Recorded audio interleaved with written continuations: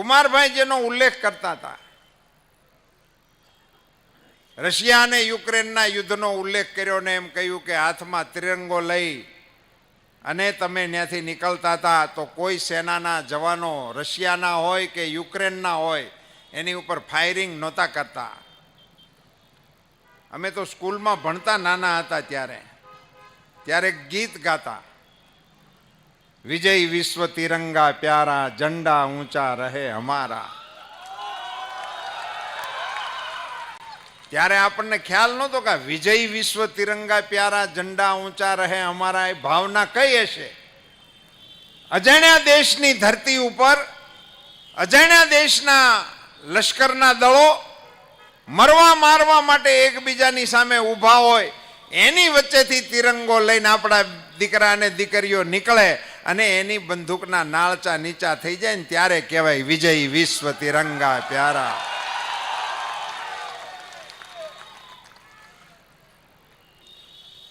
આ સિઝનલ વાળા ન સમજાય.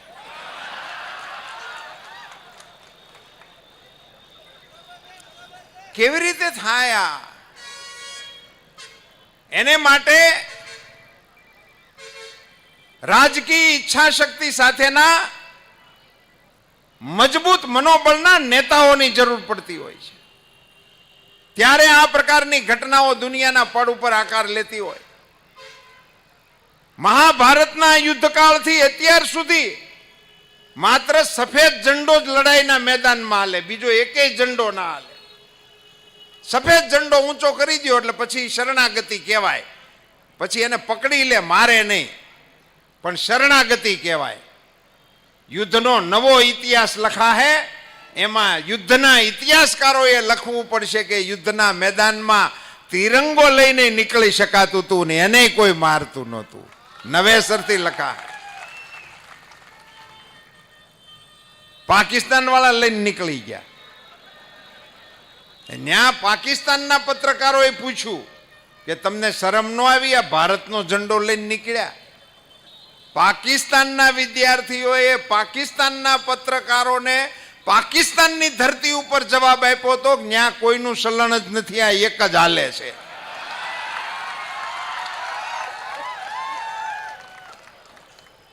આને ભારતનો વટ કહેવાય કે ન કહેવાય? ભારતનો વટ. હું ખાલી એટલું કહેવા જ આવ્યો છું કે વટ વાળાની હારે રહેવાય. સીધી સાદી વાત છે. ભારતીય જનતા પાર્ટીના એક કાર્યકર્તા તરીકે સાહેબ હું મહામંત્રી હતો ગુજરાત પ્રદેશ ભાજપનો, અને સુરતમાં પૂર આવ્યું હતું. હું અહીંયા 20 દિવસ રોકાણો હતો. કાર્યકર્તાઓની સાથે કીચડ ઉછાળવામાં અમે અમારી કાર્યકર્તાઓને અમારીથી થાતી હતી કાહટી કરતા હતા. અઘરું હતું. પણ આ વાતનો ઉલ્લેખ હું આજે ચૂંટણી સભામાં એટલા માટે કરું છું મિત્રો કે રાતના 2 વાગે સુરતની ગલીઓમાં ગોઠણ સુધી પાયસા ચડાવીને ગુજરાતના મુખ્યમંત્રીને મેં દિશા દર્શન આપતા જોયા હતા. એ મુખ્યમંત્રીનું નામ નરેન્દ્ર મોદી છે. કેવી રીતે કામ થયા છે અહીંયા, કેવા સંજોગોમાં કામ થયા છે, કેવી રીતે રાજ્યની તસવીર બદલવાના કામ થયા સાહેબ. કુમારભાઈ કહેતા હતા પાણીની હાડમારી. તમે નવી ટર્મના બધા ધારાસભ્યો તો ભાગશાળી છો. હું એક જૂનો મારો અછતના વખતનો એક કિસ્સો તમને સંભળાવું. અછતમાં હું થાતું, ગુજરાતની વાત છે. હું ધારાસભ્ય થયો તો 91માં પહેલી વખત. અછત હતી. કલેક્ટરમાં મીટિંગ થતી હતી દર અઠવાડિયે. ગામમાં પાણી નથી. આ ગામ પાણીના નોસોર્સ ગામડા એને કહેતા. શું કરવાનું? ટેન્કર મંજૂર 2, 3, 5 જેવો સરપંચ લોટકો એ પ્રમાણે ટેન્કર મંજૂર થતા. ટેન્કરો મંજૂર થયા હોય એની ચિઠ્ઠી અમે ખિસ્સામાં રાખતા કે વરહડામાં 4 થયા, મતરાળામાં 5 થયા, કેરિયા નગસમાં 3 થયા. એ ચીઠી હારે રાખતા, પછી ગામમાં જઈ કે તમારા 3 ટેન્કર મંજૂર થયા છે, શરૂ થઈ જાય. બીજે અઠવાડિયે અમે મિટિંગમાં પાછા જઈ, તો એ મિટિંગમાં હું સાંભળવા મળતું, જરા કાન દઈને નિરાતે સાંભળજો. અમને એવું કહેતા કે ગઈ મિટિંગમાં આપણે જે ટેન્કરો મંજૂર કર્યા છે એના ટેન્કર આવી ગયા છે, કોન્ટ્રાક્ટર ફિટ થઈ ગયો છે, પણ પાણી ક્યાંથી ભરવું એ નથી જડતું. આવું તમને કેવું લાગે? આ કેટલું ઓડ લાગે? અઠવાડિયા પહેલા અમે ધારાસભ્ય તરીકે એમ કીધું હોય કે તમારા ગામમાં ટેન્કર આવી જાય, અને બીજે અઠવાડિયે અમે કલેક્ટર ઓફિસમાં જાય તો એવું સાંભળવા મળે કે ટેન્કર ક્યાંય ભરવું એ નક્કી નથી. કૂવા નહોતા જડતા પાણી ભરવાના, હતા નહીં. આ વ્યવસ્થા તમે વિચાર કરો, પાણીનું થાતું શું હશે? અમારા ગુંદરણ એકલેરા વિસ્તારના જે નાગરિકો અહીંયા રહેતા છે એને ખબર છે, ફ્લોરાઇડ વાળું પાણી પીતા હતા. આમ ન જોવાતું, આમ આવી રીતે ન જોતા. અમે અમારે આમનું જોવું હોય ને તો આમ જોતા હતા. આખા હજડ ફરતા હતા. કેટલાય ગામડા હતા, એમાં ખાટલાની ઉપર દોરડા રાખવા પડતા, અને દોરડું પકડીને જ સવારનું ગેટઅપ થાય. એમને ઊભું ન થવાય. સાહેબ, આ પરિસ્થિતિ 50 વર્ષ ગુજરાતમાં કોંગ્રેસના રાજમાં રહી, 95માં ભારતીય જનતા પાર્ટીનું શાસન ગુજરાતમાં આવ્યું, પાણીના પ્રશ્નને હલ કરવાનો નિર્ણય કર્યો. કેવડિયા કોલોનીથી ઉપાડેલું પાણી કચ્છની કાંધી સુધી પહોંચાડી દીધું. મિત્રો,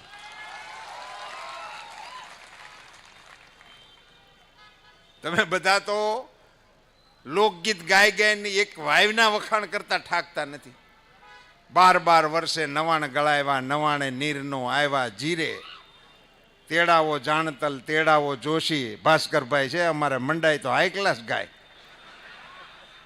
જોશીડા જોશ જો ઉડાવો જીરે. જાણતલ જોશીડો એમ કરી બોલ્યો કે દીકરોને વહુ પધરાવો જીરે. અને દીકરોને વહુ પધરાવ્યા, અને એમાંથી એક વાયુમાં પાણી થયું. એના હજી ગીત ગાઈ છે. લ્યા, એક વાયુના લોકગીત ગાવશો, હવે તો બદલાવો. કેવડિયાથી કચ્છ સુધી પાણી પોગાડ્યા. પાણીનું ઇન્ફ્રાસ્ટ્રક્ચર સાહેબ એવડું મોટું થયું આ રાજ્યમાં. ગુજરાતના પાણીના ઇન્ફ્રાસ્ટ્રક્ચર માટે હું ગૌરવપૂર્વક કહી શકું કે આપણા દેશમાં નહીં, એશિયામાં પાણી પુરવઠાનું આવડું નેટવર્ક ક્યાંય નથી. અને જે પરિયેજનું તળાવ છે ખેડા જિલ્લાનું, ત્યાંથી આપણે પાણીને ઉપાડીએ છીએ. કોંગ્રેસના આગેવાનો મળે તો એને નિરાતે પૂછજો મિત્રો કે તમે જરૂર ગુજરાતની ચૂંટણીમાં મત માગવા માટે આવ્યા છો, પણ પીવાનું પાણી, ખેતીનું પાણી, ઉદ્યોગ માટેનું પાણી એ આપવા માટેનું અમારી પાસે એક જ સોર્સ છે, એ નર્મદા છે. એ સિવાયનું કોઈ સોર્સ આપણી પાસે નથી. આ નર્મદા બંધને 10 વર્ષ કેન્દ્રની કોંગ્રેસની સરકારે અટકાવ્યું છે. રેકર્ડ ઉપર છે. આ ગુજરાત સરકારની માંગણી છે. 10 વર્ષ સુધી ત્યાં મંજૂરી નથી આપી. એકાદા કોંગ્રેસી નેતા નિવેદન તો કરો, શું કામ નહોતી આપી? એના ઈ જ છે, એના જ વારસદારો છે.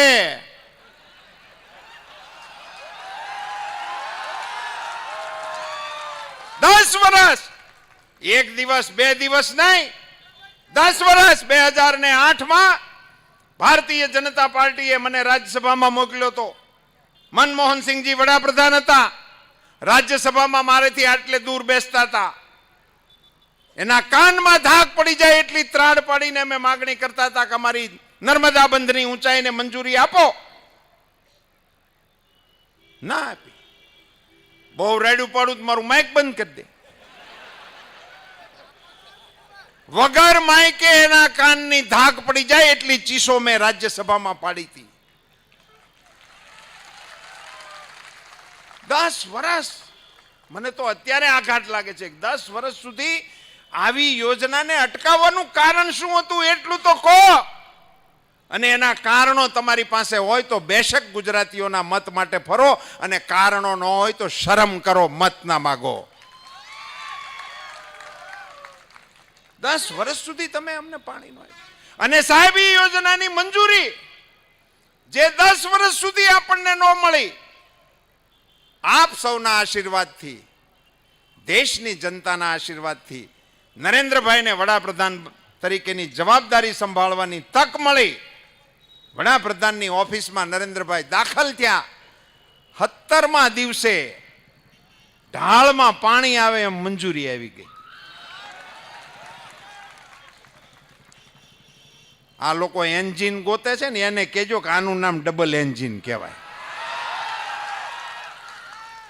અમે 10 વર્ષથી એક એન્જિન લગાડીને બેઠા હતા, નહોતું આવતું. દિલ્હીમાં ડબલ એન્જિન લગાડ્યું, 17મે દી આવી ગયું. આને કહેવાય ડબલ એન્જિન. આ પ્રકારની કેટલીય ઘટનાઓ આ રાજ્યની અંદર સાહેબ દેશના ઇતિહાસમાં ક્યાંય દાખલો નથી કે કોઈ રાજ્યના મુખ્યમંત્રીને વિકાસના કામ માટે ઉપવાસ ઉપર ઉતરવું પડ્યું હોય. નરેન્દ્રભાઈ મોદીને મુખ્યમંત્રી તરીકે કેન્દ્રની કોંગ્રેસની સરકાર સામે ઉપવાસ ઉપર ઉતરવું પડ્યું હતું. આ પ્રકારે સંઘર્ષ કર્યો નરેન્દ્રભાઈએ, આપણા સવાલો ઉઠાવ્યા. આજે દેશની અંદર વડાપ્રધાન તરીકે બન્યા પછી સાહેબ ગુજરાતમાં જે યોજનાઓ લાગુ કરી હતી, કહેવાય કે 24 કલાકની વીજળી, એટલું કઈ પતી જાય સમજણ ના પડે. 24 કલાકની વીજળી આપવા માટે આખા રાજ્યના ખેતીવાડી ફીડર માટે નવી લાઈન નાખવી પડી. આખી ડોમેસ્ટિક વીજળી આપવા માટે નવી લાઈન નાખવી પડી. આખા ગુજરાતનું 2 વખત નવીનસરથી વીજળીકરણ થાય ત્યારે આ 2 પ્રવાહ જુદા પડે, એગ્રીકલ્ચરની જુદી, ડોમેસ્ટિકની જુદી. ત્યારે 24 કલાક વીજળી આપણે ગામડામાં આપતા થઈ ગયા. હું રાજ્યસભામાં બેઠા હોય ને હાઉસ બંધ થાય, સેન્ટ્રલ હોલમાં બીજા રાજ્યના સંસદ સભ્યોની વચ્ચે વાત કરતો કે અમારા રાજ્યમાં 24 કલાક વીજળી શરૂ થાય, 3 ફેઝ અનઇન્ટરપ્ટેડ. તો એ લોકો મને એવું પૂછતા કે સન્ડે આપો છો કે મંડે? એને એમ અઠવાડિયામાં 1 વખત આપતા હશે. જોવા આવવું પડે એવી વ્યવસ્થાઓ આ રાજ્યમાં થઈ. મિત્રો, આ કોરોનાના કપરા કાળની અંદર દુનિયાને હજી સમજણ નથી પડી કે આ કોરોનાનું શું કરવું. ચીનમાં 2 દિવસ પહેલા લોકડાઉન લાગ્યું એક નગરની અંદર. 2 દિવસ પહેલા ગુંજાવ કેવું કાક નામ છે. હા, એને અડખે પડખે કહી દો, મને જ નહીં યાદ રહે. 2 દી પહેલા લોકડાઉન. અને અહીંયા હું શીકલા સડાવ્યા વગેરે આપણી હારે ભાષણ કરીએ છીએ.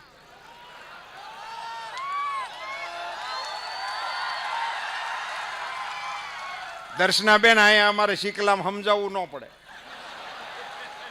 દર્શનાબેનને સમજાવવું પડે મારે શીકલું એટલે શું કહેવાય. આ તો બધા ઊભે પાટલે ગોઢલાઓને શીકડા સડાવેલા હોય. એનું કારણ શું મિત્રો? માસ્ક વગર આપણે આ કાર્યક્રમો કરી શકીએ છીએ. એનું કારણ શું? ડબલ ડોઝ ને માથે બૂસ્ટર.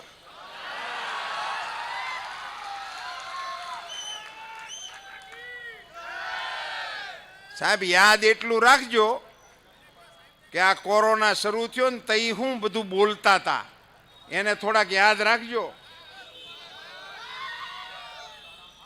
એને યાદ રાખજો. કેટલાક મુખ્યમંત્રીઓ ઉતાવળા થતા હતા કે અમે અમારા રાજ્યમાં મફત રસીકરણ કરી દઈશું, અમે ટેન્ડર બહાર પાડી દીધા છે. એક વાયલે ક્યાંયથી આવ્યું નથી આ દેશમાં. આપણા વડાપ્રધાન શ્રીએ આખા દેશને ફ્રી વેક્સિનેશન કરવા માટેનું એલાન કર્યું. સાહેબ નિવેદનો કેવા કર્યા, હલકા. અત્યારની ચૂંટણીમાં જ કરે છે એવું ન માનતા. આ અંદર ડીએનએ ની અંદર છે. કુદરતી આપત્તિ હતી, આખો દેશ એક થઈને લડતો હતો. એવે વખતે એવું કહેતા હતા કે આ રસી તો ભાજપની છે, રસી લગાડશો તો નપુસંગ થઈ જાઓ. આવી અફવાઓ ફેલાવતા હતા. તમને શરમ નહોતી આવતી કે દેશ અત્યારે એક મહાસંકટમાંથી પસાર થઈ રહ્યો છે, તમારીથી મદદ થાય તો કરો, નકર શાંતિ તો જાળવો. પણ શાંતિ નહોતા જાળવતા. મોદી સાહેબને અભિનંદન ન આપી શક્યા. મારી કોઈ અપેક્ષા નથી એની પાસેથી અભિનંદનની. ભાજપને અભિનંદન તમે ના આપો હું સમજી શકું છું, પણ વિશ્વમાં જે કામ કોઈ નથી કરી શક્યા એવું કામ આપણા વૈજ્ઞાનિકોએ કર્યું હતું, એને તો અભિનંદન આપવા હતા. એને નો અભિનંદન આપી શક્યા. પછી હલવાણા કે આમાં તો રસી નો લઈ તો રેશનિંગ કાર્ડમાં નામ નીકળી જાય છે, એટલે વેલા ઉઠીને લાઈનમાં ઉભા રહી ગયા. મને લગાડો ને મારા કાકાને લગાડો. દુનિયા આપણા પ્રધાનમંત્રીશ્રીને એમ કહેતી હતી કે સાહેબ કોઈ મહાસત્તા અમારી મદદે નથી આવતું, અમે નાના દેશના લોકો છીએ, અમારા દેશના નાગરિકો મરે છે, અમને મદદ કરો. ભારતના વડાપ્રધાન તરીકે 130 કરોડ નાગરિકોની જવાબદારી જે વડાપ્રધાનની માથે હોય, તેમ છતાં એ ભારતીય સંસ્કૃતિના પ્રતિનિધિ હતા. વસુધૈવ કુટુંબકમમાં માનનારી સંસ્કૃતિના એ પ્રતીક હતા. આપણે અહીંયા મુશ્કેલી હતી, તેમ છતાં એમણે વિદેશમાં નાગરિકોને રસી આપવા માટે હા પાડી. સાહેબ આનોય કેવો ઊંધો અર્થ કર્યો તો ખ્યાલ છે ને? તો એવા નિવેદનો કર્યા, ઘરના છોકરા ઘંટી સાટે ને ઉપાધ્યાયને આટો. એટલે આ માણસોને મદદ માટેની વાત છે, દવા પહોંચાડવાની વાત છે. મોદી સાહેબે હા પાડી દીધી કે અમે આપશું તમને, લઈ જાઓ. પણ કેવી રીતે લઈ જાય? લોકડાઉન. ત્યારે લોકડાઉનની હાચી સમજણ પડી. પહેલા તો બધા મનમાં એમ હતું કે લોકડાઉન એટલે કે કાંઈક કામકાજ નહીં, ડાયરા કરશું ને લહેર કરશું. પછી ખબર પડી ખડકી જ નથી ઉગાડવાની, તઈ કે હાંગો ને હલવાણા. હવાઈ બંધ, જહાજ બંધ, ટ્રેન બંધ. દવા સાહેબે આ પાડી, પણ લઈ કેમાં જાય? સુરતના રાષ્ટ્રપ્રેમી નાગરિકો પાસેથી મારે એર ઇન્ડિયાના પાયલોટો માટે એક વખત તાલી જોઈએ છે.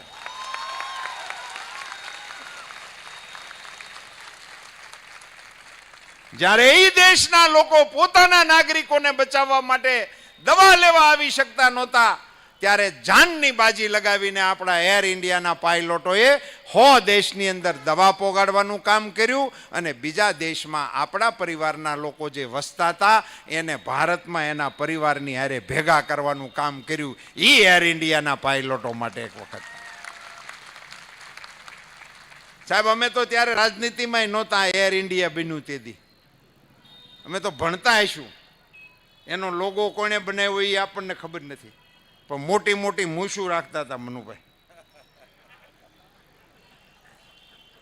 એર ઇન્ડિયાનો જે લોગો છે ને એમાં મહારાજાનો ફોટો છે ને મોટી મોટી મૂછું છે.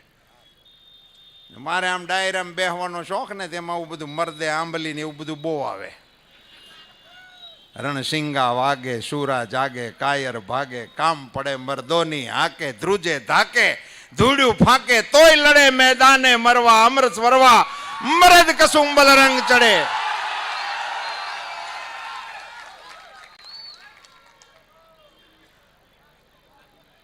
તે એમાં આવું બધું આવતું હોય, તે એમાં બધું એવું બોલતા હોય કે મૂછે લીંબુ લટકે છે. મને એવા વિચાર એકલા એવા રાખતા, એ આંકડા કેવા ટાઈટ આવતા છે,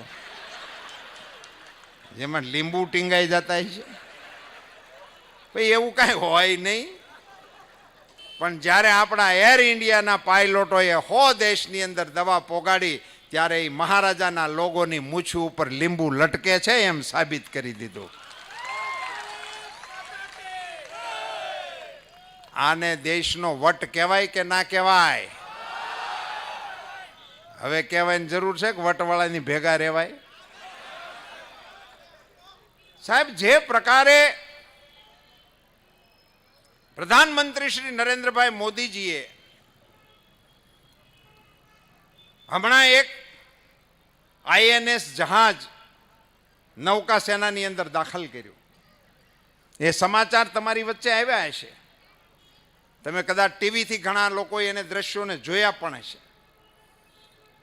પણ તમે એની બારીકીમાં નથી ગયા, કારણ કે એની પછીના જે પડઘા પડવા જોઈએ ને એ દેશમાં પડ્યા નથી. એટલા માટે હું આ વાત આ સભાની અંદર કરવા માંગુ છું. એ જહાજ એસટી ડેપોમાં કોઈ એક નવી બસ આવે તો એ કઈ બહુ સમાચાર ન કહેવાય, જૂની બસ નીકળી ગઈ હોય નવી આવે.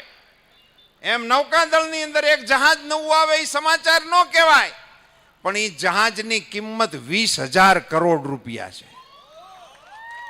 એક જહાજની કિંમત 20,000 કરોડ રૂપિયા.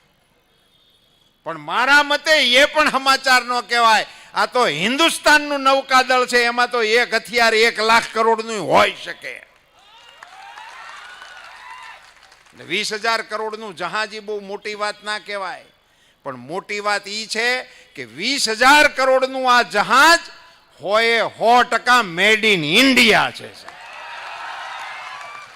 એ સમાચાર કહેવાય. બંદૂકો નહોતી બનતી અહીંયા ગડુદિયા જેવી, એ વિદેશથી મગાવવી પડતી હતી. દેશી દારૂના મજલ્લોડ આપણે વાપરતા ને, એના કાન ઉપર મૂકવાના કેપ આપણી પાસે ન બનતા. સીમમાં ફોડવાના, લગ્નમાં ફોડવાના, ભડાકા કરવાની બંદૂક, એના કેપ આપણા દેશમાં નહોતા બનતા. 20,000 કરોડનું નૌકાદળનું જહાજ દુનિયાના નૌકાદળોને હફાવી શકે એવું મેડ ઇન ઇન્ડિયાનું નૌકાદળનું જહાજ મોદી સાહેબે જોડ્યું. સાહેબ, સમાચાર હવે આવે છે.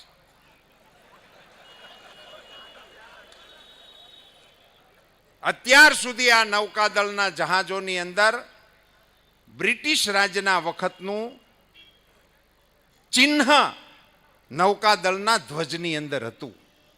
અત્યાર સુધી રહ્યું.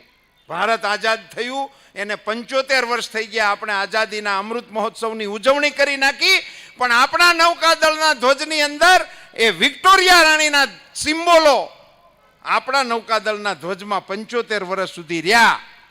આ ચિહ્નને નરેન્દ્રભાઈ મોદીએ બદલી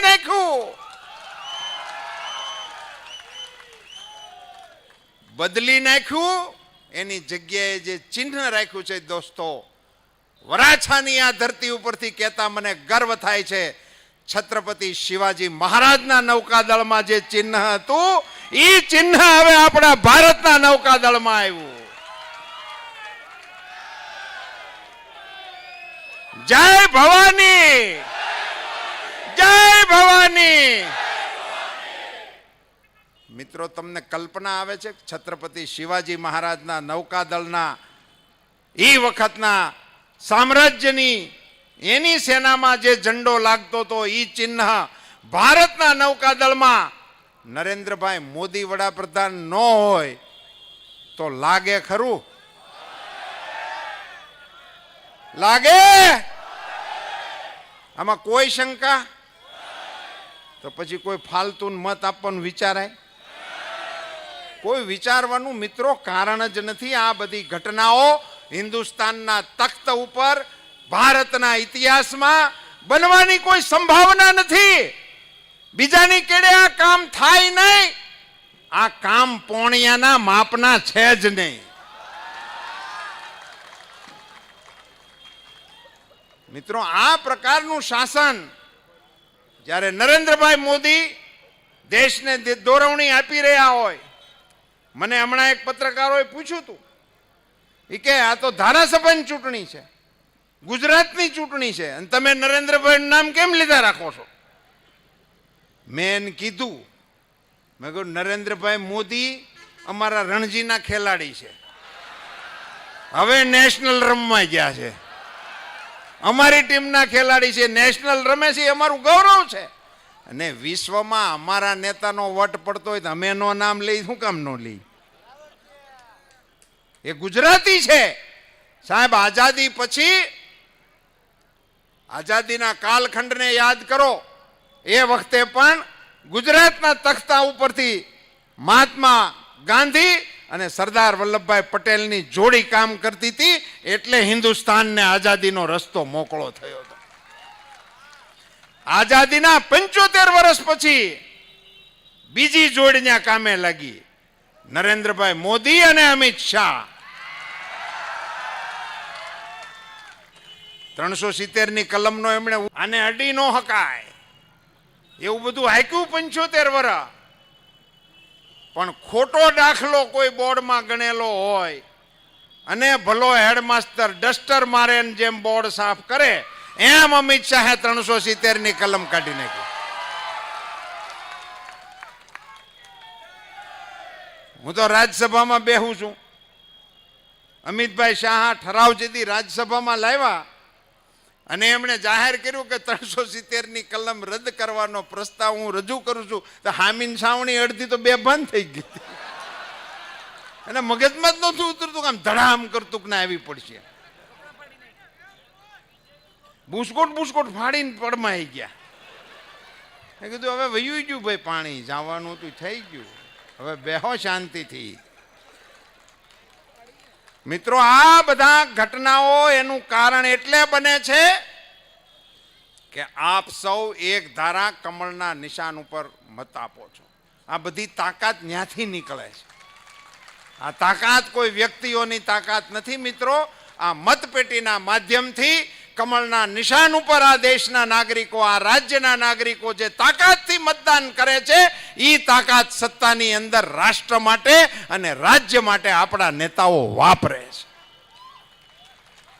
મારી આપ સૌને હાથ જોડીને વિનંતી છે, ચૂંટણીના માહોલને બગાડવા માટે કેટલાક પરિબળો સક્રિય છે. એમની પાસે કઈ ભાથું છે નહીં. હું 2 કલાક હજી વાત કરી શકું આપણી સરકારના કામોની, એમની પાસે તો એવું કઈ છે નહીં. ગાળો બોલવા માંડ્યા છે. ચૂંટણીની અંદર ગાળો બોલાય? તમારે મત લેવા છે કે બાંધવું છે? અને તમને જ આવડે છે એવું છે?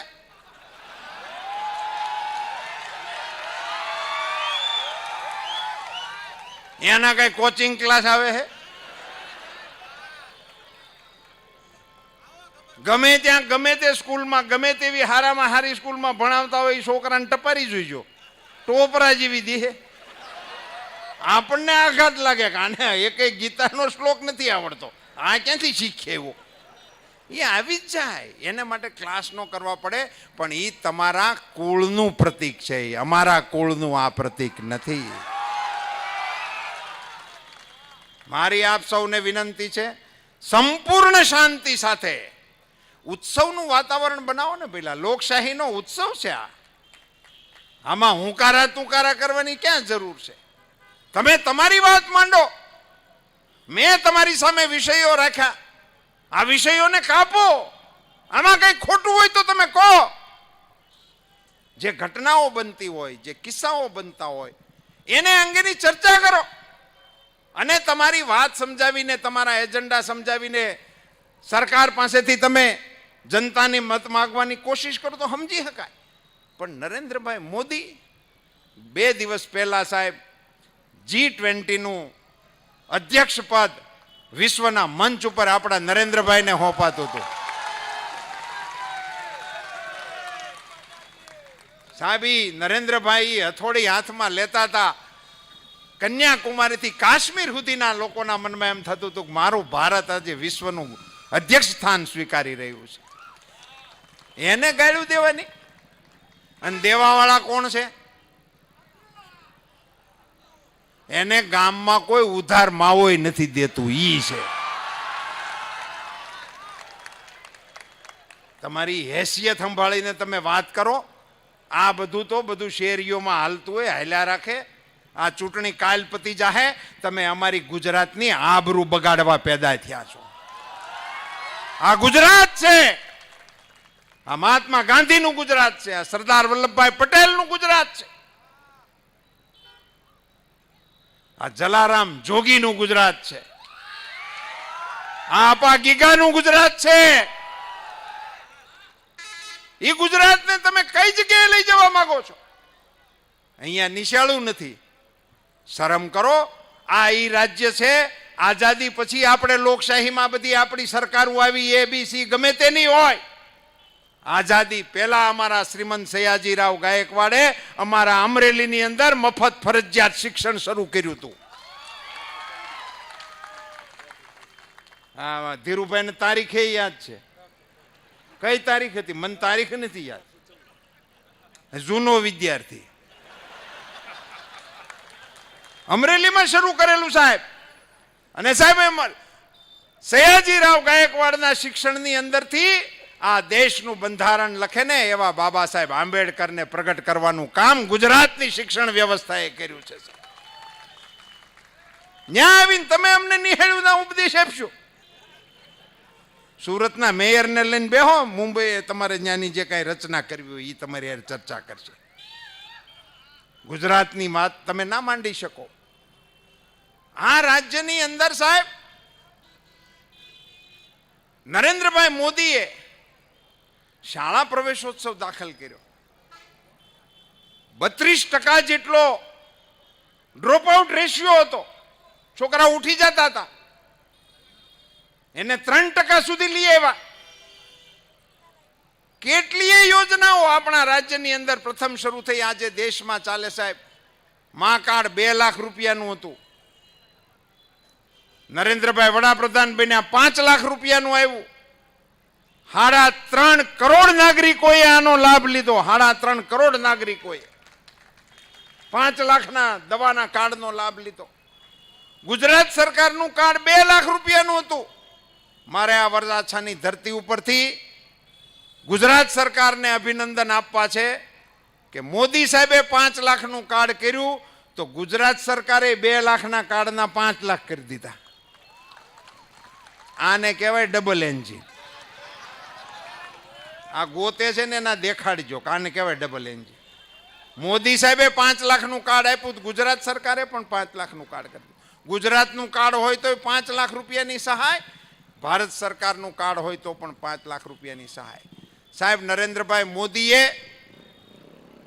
ડીબીટીની જે યોજના કાઢી, ડાયરેક્ટ બેનિફિટ ટ્રાન્સફર, ડીબીટી, સાહેબ આ યોજનાને કારણે હિન્દુસ્તાનની અંદરથી આ વચેટિયાઓ નામની વ્યવસ્થા નાબૂદ થઈ ગઈ. દેશભરના સરપંચોને, દેશભરના ખેડૂતોને એને આપવાના હકના પૈસા ત્યાં બટન દબાવે અને અહીંયા એના એકાઉન્ટમાં જમા થઈ જાય. વચ્ચે એને કોઈ અડી ન શકે. દેશના વડાપ્રધાન તરીકે રાજીવ ગાંધીજીને એમ કહેવું પડતું હતું કે હું દિલ્હીથી રૂપિયો મોકલું છું, ગામમાં પોગતા પોગતા 15 પૈસા થઈ જાય છે. આ તમારા વડાપ્રધાનનો પ્રશ્ન હતો. અમારા વડાપ્રધાને એને ઉકેલી નાખ્યો.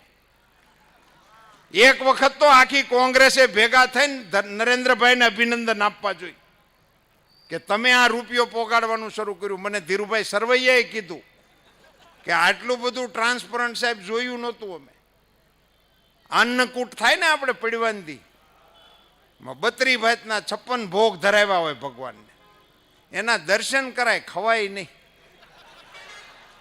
આ નરેન્દ્રભાઈની વ્યવસ્થા આવી થઈ ગઈ, એના દર્શન કરાય, ખવાય નહીં. દિલ્હીથી નીકળેલો રૂપિયો શ્રી સવા તમારા એકાઉન્ટની અંદર આવે. કોઈ વચેટિયાઓની આવશ્યકતા ના પડે. સાહેબ 2 લાખ કરોડ રૂપિયા ખેડૂતોના ખાતામાં જમા કરાવ્યા. 2 લાખ કરોડ રૂપિયા. 100 રૂપિયા અમારા હકના લેવાના થતા હોય ને, 100 રૂપિયા તો 2 જોડી સંપલ જોતા. એટલા લોદર તોડી તઈ 100 રૂપિયા આવે. હવે અહીંયા 2 લાખના હિસાબે આપણે કરવાનું હોય, નવી બાટા કંપની ખોલવી પડે. અને આ તો એક વિભાગની મેં વાત કરી.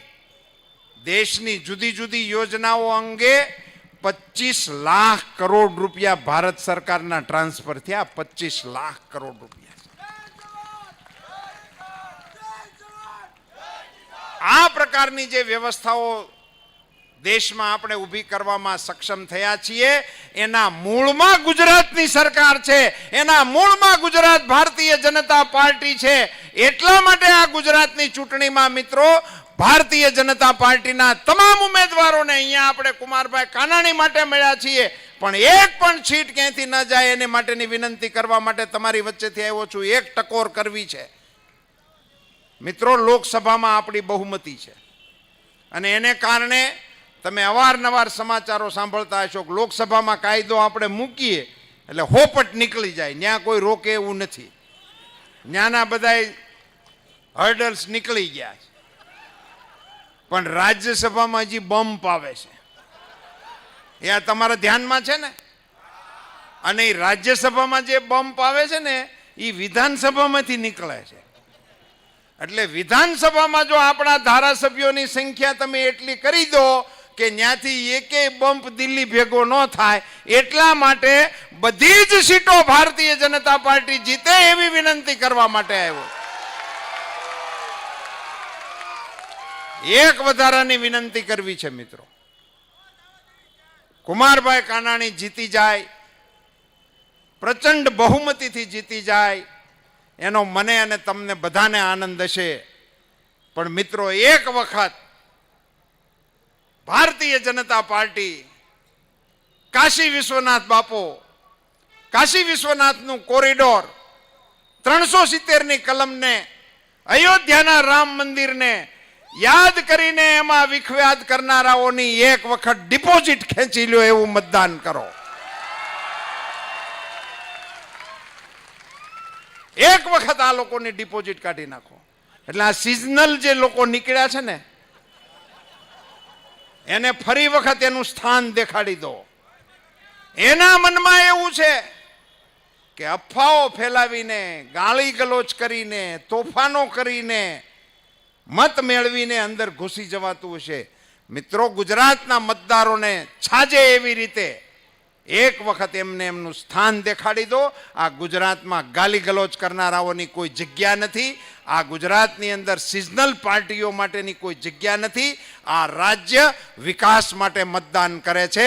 એને માટે આ વખતે કચકચાવીને કમળના નિશાન ઉપર મતદાન કરો એવી વિનંતી. આપ સૌનો ખૂબ ખૂબ આભાર.